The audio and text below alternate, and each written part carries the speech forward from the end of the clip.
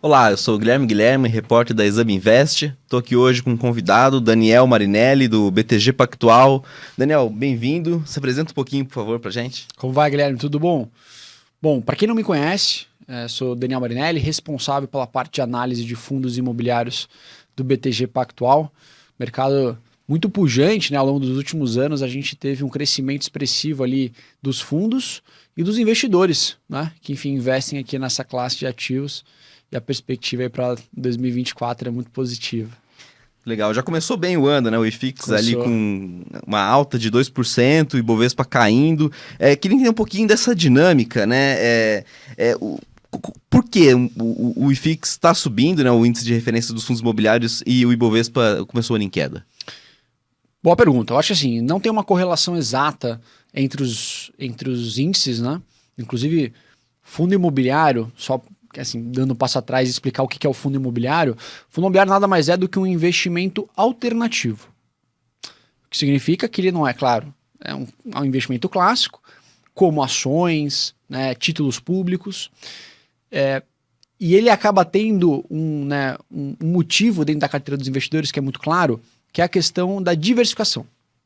Então, que bom que, na verdade, o IFIX não é tão correlacionado com o Ibov, por exemplo, porque você acaba tendo, né, essa visão de diversificação na carteira dos clientes. Né?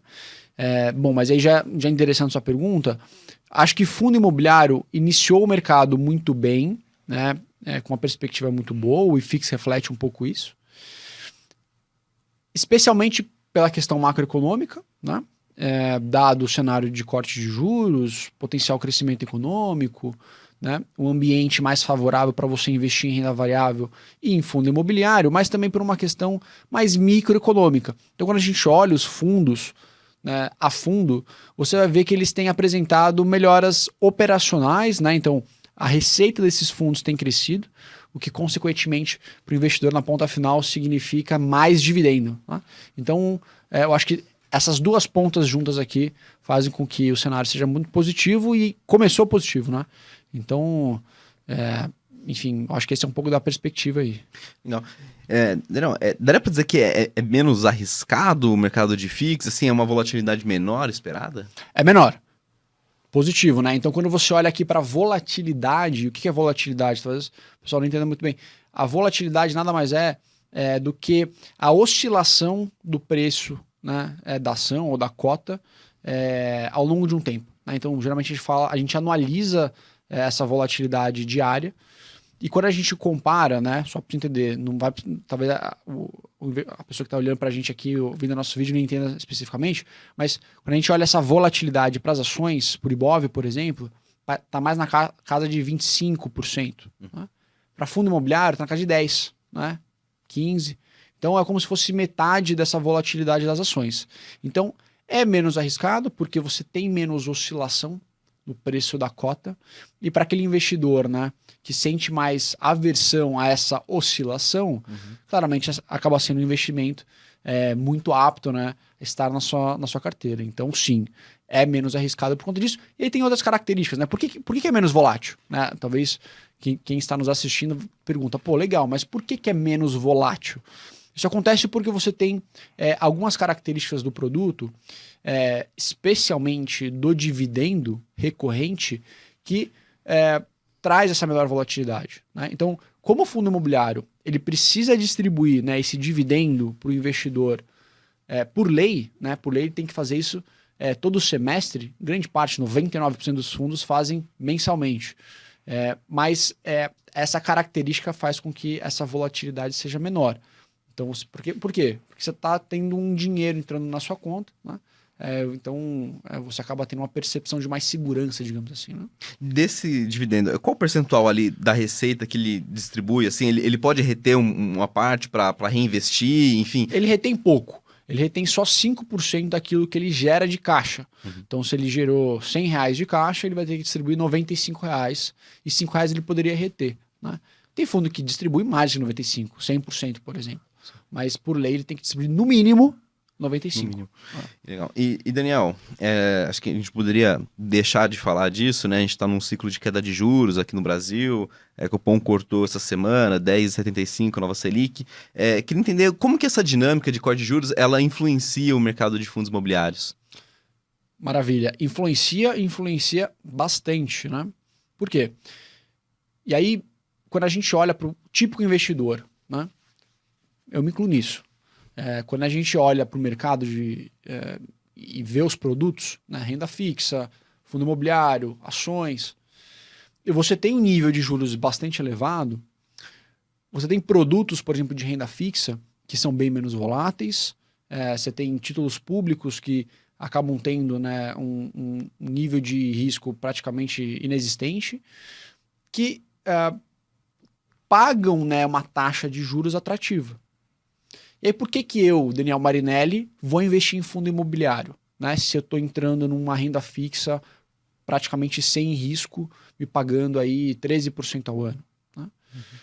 Então, por muito tempo foi um pouco desse questionamento por parte do investidor. E agora, com essa taxa de juros caindo a níveis de 9,5%, por exemplo, que é um pouco do que a gente imagina que deva acontecer aqui para o final de 2024, você já não tem mais essa atratividade do retorno, né? Então, o investidor ele vai começar a sair desses produtos mais de renda fixa e procurar outros produtos que entregam, né, um retorno maior. Né? Fundo imobiliário, eu acho que ele está mais no meio do caminho aqui. Não é ações, né, que naturalmente tem uma maior volatilidade, a gente falou isso agora. Entrega mais, né, então você tem um potencial ganho maior do que fundo imobiliário. Mas também não é uma renda fixa que acaba tendo, né, uma menor volatilidade do que fundo imobiliário, mas também tem um retorno menor que fundo imobiliário. Está mais ou menos no meio do caminho. Né? Então é a porta de entrada para renda variável, como a gente gosta de mencionar.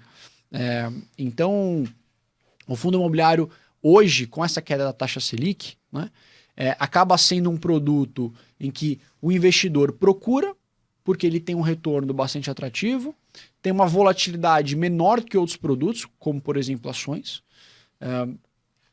E juntando essas duas coisas, o cara fala, pô, legal, vamos começar a buscar outras alternativas. Legal. Daniel, pegando até quem talvez não invista ainda em fundo imobiliário, até pela cultura do brasileiro tem essa questão de comprar um imóvel para alugar, né? Concentrar seu patrimônio em imóveis, né? Faz sentido para alguém que talvez esteja pensando em comprar alguma coisa para alugar, usar esse dinheiro para comprar cotas de fundos imobiliários e receber ali os dividendos mensais em vez do aluguel em si? Boa pergunta. A resposta, sim, na ótica financeira. Quando você olha simplesmente, né, no retorno, cotas de fundos imobiliários entregam mais do que, por exemplo, você comprar um imóvel e alugar esse imóvel. Né? Então, e por que isso acontece? Em sua grande parte, porque você tem uma isenção fiscal nos dividendos. Então, você pessoa física que comprou essa cota de fundo imobiliário e esse fundo imobiliário seguiram uma certa regra, né? Você tem algumas regrinhas, e grande parte, pelo menos os grandes fundos seguem essa regra, você é isento de pagar imposto nos seus dividendos. Então o fundo te distribuiu R$10 por cota, você não precisa pagar nenhum imposto sobre esses R$10, você vai cair líquido na sua conta. Né? Então, essa diferença, muitas vezes, claro que imóvel vai depender da localidade, vai depender da qualidade, mas faz com que o fundo imobiliário ele seja mais atrativo em termos de retorno. Né? Então, claro que não dá para generalizar, mas na média isso é verdade. Né? Então, é por isso que a gente gosta muito do produto, faz muito sentido, e grande parte dos investidores, quando vai para fundo imobiliário, realmente vê que isso acontece. Né? Legal. E Daniel, assim, acho que tem duas grandes classes, né, em fundos imobiliários, os fundos de tijolo que investem em imóveis, né, em imóvel físico mesmo, e os de papel, né, que são basicamente de CRIs. Me dá um pouquinho no resumo de como que funciona cada um desses dois estilos e como talvez a dinâmica é diferente, como cada um se diferencia um do outro, né? Vamos lá. Eu diria que são 3 grandes classes, tá? Mas vamos focar nessas duas aqui, que são fundos de tijolo e fundos de papel. Na terceira classe seria fundo de fundos. Ótimo. Mas essas duas classes, que são as mais importantes, digamos assim, são as maiores, qual que é a diferença uma da outra? Fundos de tijolo clássico, cara, é aquela compra de um imóvel físico, por exemplo, né? Então é um fundo que investe em ativos físicos. Então eu sou um fundo imobiliário, por exemplo, né? E vou comprar um escritório comercial aqui na Faria Lima. Então ele tem a participação societária daquele imóvel, né? Então você vai estar indiretamente comprando esse fundo, comprando esse imóvel na Faria Lima, né? O fundo de papel, né, alternativamente, ele faz a compra do crédito, né, da dívida atrelado ao mercado imobiliário. Então, por exemplo, eu sou um fundo imobiliário, eu vou comprar uma dívida de uma construtora de prédios que está captando esses recursos para desenvolver esse prédio. Pode ser, né? Aqui na Faria Lima. Então, eu, fundo imobiliário, vou emprestar esse dinheiro e, claro, toda vez que eu empresto esse dinheiro, tem uma taxa de retorno, tem um juros aqui embutido, né? Então, essa é a grande diferença. Se, por um lado, o fundo de tijolo investe em imóvel direto, o fundo de papel ele vai investir no crédito, né, na dívida de alguma operação do mercado imobiliário. E aí pode ser residencial, pode ser corporativo, pode ser de galpão, pode ser de shopping, enfim, aí tem uma série de diferenças, né? Bom, essa é a diferença. Talvez, e aí o que me perguntam qual é a melhor oportunidade atualmente, né? Hoje o que tem se destacado bastante são os fundos de tijolo, né? Por quê? Porque esses fundos, em sua grande parte, eles têm uma correlação muito forte com a taxa de juros, que é o que a gente tinha mencionado anteriormente, e fazem com que a percepção, né, dos investidores seja de valorização desses fundos, né? E o que acontece efetivamente, né? E aí eu digo muito nessa ótica do trade-off, né? Trade-off entre você comprar essa renda fixa ou comprar um fundo imobiliário, né? Claro que você tem a percepção mais de economia real. O que significa? Que o fundo imobiliário, né, com esse nível de taxa de juros menor, pode expandir os seus negócios. Pensa, uma empresa, pode ser, né, uma empresa do setor financeiro, telecom, com a menor taxa de juros, tem maior propensão a expandir seus negócios. Então ela vai precisar de novos espaços dentro de um escritório comercial, vai precisar, por exemplo, uma varejista, a ter um outro centro de distribuição logístico, dos galpões logísticos. O shopping center vai conseguir vender mais, né, porque as pessoas, né, talvez estejam num momento melhor e com a economia, né, crescendo, vai lá comprar novos produtos. Então, você tem essa, né, para o fundo de tijolo, não só a percepção da taxa de juros menor é muito atrativo, porque o seu retorno fica maior, mas também porque na parte dos dividendos você tem um potencial aumento desses dividendos, né? Porque você vai conseguir locar mais, vai ter novas empresas querendo novos espaços. Então, é muito interessante por conta dessas duas óticas. Pro fundo de papel, qual que é a perspectiva daqui para frente? Em sua grande parte, esses fundos eles são atrelados a dois índices, né? Inflação e CDI. Os fundos de papel que investem em CDI, eles naturalmente vão ter uma queda da distribuição de dividendo, né? Porque a projeção é de queda na taxa Selic. Para os fundos de inflação, eles tiveram uma queda da distribuição de dividendo, porque a inflação também foi menor, né? A perspectiva é que ela continue aí nos mesmos patamares que a gente eventualmente viu no ano passado, perto de 4%. Né? Então, de uma forma geral, a gente tem visto que o investidor ele tem procurado o fundo de tijolo, né, do que o fundo de papel. Porque o fundo de papel ele tem essa dinâmica, talvez, de entregar um menor retorno ao longo do ano. Né? Ah, Marinelli, então não vale a pena investir em fundo de papel? Não, pelo contrário, vale a pena. Principalmente para aquele fundo que está descontado. Né? Por mais que você tenha uma queda do retorno potencial em 2024 por conta disso, tem muito fundo que está descontado, né? E vai entregar, inclusive, mais do que um fundo de tijolo, né? Por mais que essa verdade que eu mencionei seja verdade, né? De queda na distribuição de dividendo. Então pode ser que um fundo descontado que você compra em bolsa vai entregar para 2024, mesmo que haja uma queda de dividendo, na casa de 12%, 13%, né? Em contrapartida, um fundo de tijolo hoje está entregando um dividendo na casa de 9%. Né? Então, eu acho que uma boa carteira é uma carteira mesclada, híbrida, você vai ter fundos de papel, você vai ter fundos de tijolo, né? E aí, claro, o investidor, se já tem uma carteira, pode escolher uma das classes que, enfim, pensando no seu perfil, pode servir para, por exemplo, renda, talvez um pouco mais de papel. Putz, eu quero um pouco mais de ganho de capital, então talvez tijolo. Então dá para brincar aqui, digamos assim, com o perfil do investidor e o investimento. Essa questão do desconto, ela é muito atrelada à questão da cota patrimonial, né? Que chamam no fundo imobiliário, né? Ver quanto tá o preço de tela com a cota patrimonial, né? Você tem uma diferença, né? Então, o valor de mercado ou o valor de compra efetivo do investidor é aquele que você entra no home broker, vai lá e compra na tela, né?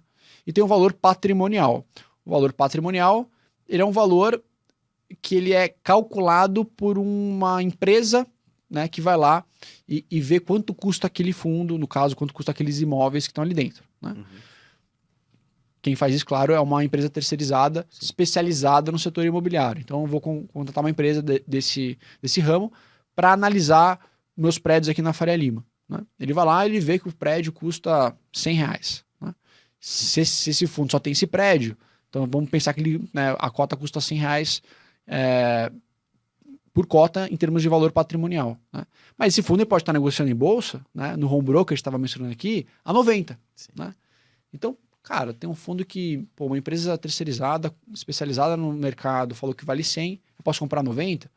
Então, você pode, eventualmente, e a gente faz isso, ver um pouquinho, né, dessa discrepância. Se está negociando com ágio, né, ou seja, está acima do valor patrimonial, ou com deságio, abaixo do valor patrimonial. Legal. E Daniel, olhando o mercado, assim, quais talvez classes ou setores que você vê as melhores oportunidades hoje em fundo imobiliário? Quando a gente olha para a classe, e aí eu vou destrinchar um pouquinho dentro do tijolo, né? Tem uma classe que a gente olha hoje e acaba sendo, na nossa visão, um excelente momento de entrada, que são os fundos de shopping center, né? Por quê? Porque, além da questão da taxa de juros, que a gente já mencionou, os shoppings, eles voltaram muito forte da pandemia. Claro, eles passaram por um momento de dificuldade e desafio durante a pandemia, muitos deles, inclusive, estavam fechados durante a pandemia, mas desde do final de 2022, especialmente 2023 e agora 2024, eles voltaram a performar bem. O que significa isso? Significa que os lojistas têm vendido, né? Então você pega as vendas desses shopping centers, tem consistentemente, né, desde o começo do ano passado, melhorando. Na ponta final, para o shopping, né, para o proprietário, que no caso é o fundo imobiliário, você vê mais dividendos para serem distribuídos aqui pelo fundo. E isso tem sido um ciclo muito positivo. Então, quando a gente olha para 2024 e todo o cenário de queda de juros, crescimento econômico, as pessoas indo no shopping, né, para consumir, a gente olha que acaba sendo um setor que a gente gosta e pode gerar bons frutos, né? Então, hoje, na nossa escolha, digamos assim, do setor de tijolo, é algo que a gente gostaria de destacar, seja o fundo de shopping center. Legal, né? Esses fundos, eles têm um percentual da receita atrelada ao movimento dentro do shopping, por exemplo, as vendas dos lojistas, alguma coisa assim? Bom ponto, exato. Então, como é feita como é que é a receita do fundo de shopping center? Ou de um shopping center normal, né? Não precisa, pode ser uma empresa de shopping center. Você tem, em sua grande parte, 3 grandes linhas. Você tem a questão da receita dos lojistas fixa, né? Então, o lojista, para estar ali na loja, né, daquele shopping, ele precisa pagar um aluguel fixo. Você tem um aluguel variável, que ele é atrelado ao volume de vendas que esse lojista faz. Então, se ele vender mais, é bom para o proprietário de shopping center, que uma parte dessa venda vai ali para o shopping center. E você tem outras linhas, né, que são eventos, marketing, né? Então, e é por isso que a gente fala que numa economia mais pujante, como é o que a gente tem passado, as pessoas vão lá consumir mais. Você tem essa renda variável, né, desse aluguel de variável do lojista aumentando, e o shopping center se beneficia disso, né? Então, acho que é um ponto importante que você tinha mencionado. E Daniel, me fala um outro setor assim que você tem olhado de perto também, que tem boas oportunidades. Ó, eu falei do papel, né, que talvez o tijolo seja um pouco, né, mais demandado esse ano pelos investidores, mas, de novo, a gente gosta bastante de papel e acaba sendo até um porto seguro ali para o investidor de mais renda, né, porque ele acaba pagando um pouco mais. Então, inclusive, dentro da nosso Onde Investir 2024, nosso material que a gente fez, a gente seleciona um desses fundos, né, acaba sendo o fundo de papel, que é um fundo que ele tem uma mescla ali na carteira dele de ativos atrelados à inflação e outra mescla de ativos atrelados ao CDI. Isso faz com que ele acaba sendo um fundo muito bom para o longo prazo, né? Então acaba sendo para 2024, mas 2025, 2026. Esse é um fundo que ele tem um perfil de risco bastante controlado, então são boas operações ali, né, um risco de crédito nas empresas por trás, no caso, os imóveis por trás são muito bons, ativos performados, sua grande parte aqui em São Paulo, e que, olhando para a perspectiva aqui do investidor, ele vai ter um retorno aí mais ou menos de 12% ao ano, né, isento, com baixa volatilidade, com liquidez na bolsa, porque ele é um fundo que negocia aí seus 3 milhões de reais por dia em média, e que tem esse perfil de risco bastante controlado, né? Então, na nossa visão, ele acaba sendo um fundo que ele complementa muito bem a carteira do investidor, porque ele traz essa questão do bom pagamento de dividendos. É interessante isso, porque tem essa questão da queda da taxa de juros, né? O investidor deixando de receber ali 1% ao mês. Esse fundo pode ser uma alternativa para isso, né? Sem dúvida. Você vai ter um impacto, como eu tinha mencionado, no fundo de papel. Então, você pode ver que esse fundo talvez haja uma queda do dividendo. Mas como você tem uma parte também da carteira que é atrelada à inflação, ele não vai sofrer tanto, né? Então, e aí quando você olha para os fundos de tijolo, de novo, por mais que haja essa queda, é maior o rendimento do que os fundos de tijolo. Então, é um fundo para se ter em carteira na ótica de renda, né? Não de ganho de capital. Então, enfim, tem que mesclar muito bem a carteira para ter as duas coisas, né? Qual que é o ticker? É o KNSC11, um fundo da Quineia, que tem essa carteira híbrida, a gente gosta bastante, tem uma gestão muito boa também. Então, acaba sendo o nosso investimento aí em papel para 2024. Muito bom. Legal. Detalhes sobre o KNSC11, você pode ver no guia Onde Investir, tá aqui no link da descrição, tem ali mais oportunidades tanto em fundos imobiliários quanto em outros ativos, crédito privado, em ações também. E eu acho que por hoje é só isso mesmo, né, Daniel? Maravilha. Por hoje é só, mas se quiser pode me chamar novas vezes. E a gente se vê aí, enfim, numa próxima oportunidade. A porta está aberta, como Maravilha. sempre. E só para fechar aqui, também você que gosta de acompanhar o mercado, tem interesse por fundos imobiliários, siga a gente no @exameinvest no Instagram, que a gente está sempre lá também com novidades e oportunidades dentro do mundo dos investimentos. Acho que por hoje é só. Muito obrigado aí.